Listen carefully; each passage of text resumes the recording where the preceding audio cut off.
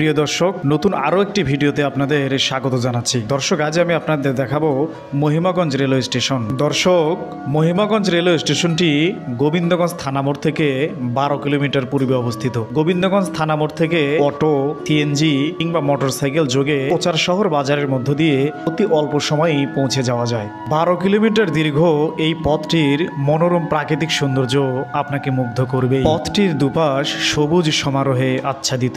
পথের সৌন্দর্য উপভোগ করতে করতে আপনি অতি দ্রুতই পৌঁছে যাবেন মহিমাগঞ্জ রেলওয়ে স্টেশনে। ছোট্ট এই রেলওয়ে স্টেশনটি অত্যন্ত ছিমছাম।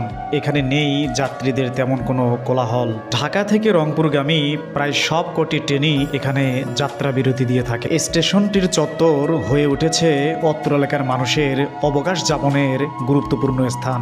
এর ধারাবাহিকতায় এখানে গড়ে উঠেছে বেশ কয়েকটি ফুচকা, ঝালমুড়ি ও চটপটির দোকান। প্রতিদিন সকাল থেকে বিকেল বেলা অসংখ্য মানুষ এখানে আসেন তাদের পরিবার পরিজনদের নিয়ে। কেউ বা আসেন নিজেদের পরিবার পরিজনদের নিয়ে, আবার কেউ বা আসেন প্রিয় মানুষদের সঙ্গে নিয়ে। এখানকার সময়গুলো তারা অত্যন্ত উপভোগ করে থাকেন। কেউ বা আবার সেলফি তোলা নিয়ে ব্যস্ত থাকেন, আবার কেউ বা প্রিয় মানুষটিকে সময় দিতে ব্যস্ত, আবার কেউ বা মেতে ওঠেন আড্ডায়, আবার কেউ বা ঘুরে ফিরে দেখেন রেলওয়ে স্টেশনের চত্বরটি।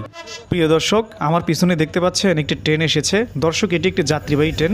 এই ট্রেনটি ঢাকা থেকে সেরে রংপুরে যাবে। দর্শক, ট্রেনটির গতি কিন্তু অত্যন্ত দ্রুত। দেখতে পাচ্ছেন ট্রেনটি ক্রস করছে অত্যন্ত দ্রুত গতিতে, আর ট্রেনটিতে ভরা যাত্রী রয়েছে। অত্যন্ত সুন্দর লাগছে কাছ থেকে এইভাবে ট্রেনটি দেখার জন্য। দর্শক, এটি একটি চমৎকার দৃশ্য। আমি বোঝাতে পারবো না কীরকম অনুভূতি হচ্ছে আমার। দেখুন, ট্রেনটি চলে গেল এক নিমিষের মধ্যে, চোখের পলকে। প্রিয় দর্শক, একটু আগেই আমি একটি ট্রেন যেতে দেখলাম, আর এই ট্রেন যাওয়া দেখে আমি এখন একটি ফুচকার দোকানে বসে আছি। ফুচকা অর্ডার করেছি, একটু পরেই ফুচকা চলে আসবে।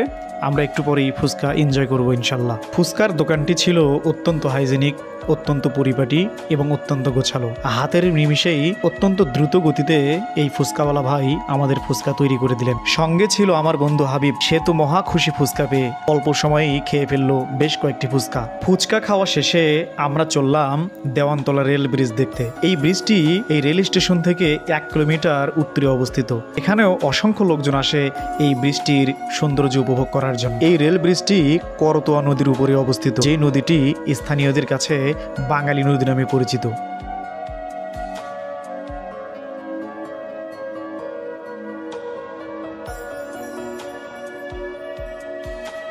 সুন্দরতম এই জায়গাটিতেও অনেক লোকজন এসে থাকে তাদের প্রিয়জনদের সঙ্গে নিয়ে, আবার কেউ বা আসেন পরিবারের লোকজনদের সঙ্গে নিয়ে।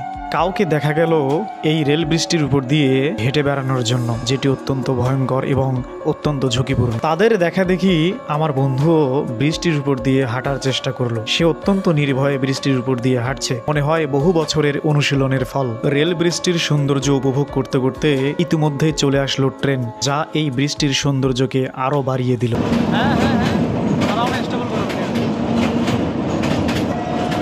ট্রেন চলাচলের সময় কিছু যুবককে দেখা গেল ব্রিজটির পিলারের উপর বসে থাকতে। এটি মোটেও উচিত নয় এবং এটি অত্যন্ত ঝুঁকিপূর্ণ। দর্শক, আপনিও ঘুরে আসতে পারেন মহিমাগঞ্জ রেলওয়ে স্টেশন এবং এই দেওয়ানতলা ব্রিজটিতে। এতক্ষণ সঙ্গে থাকার জন্য আপনাদের সবাইকে ধন্যবাদ।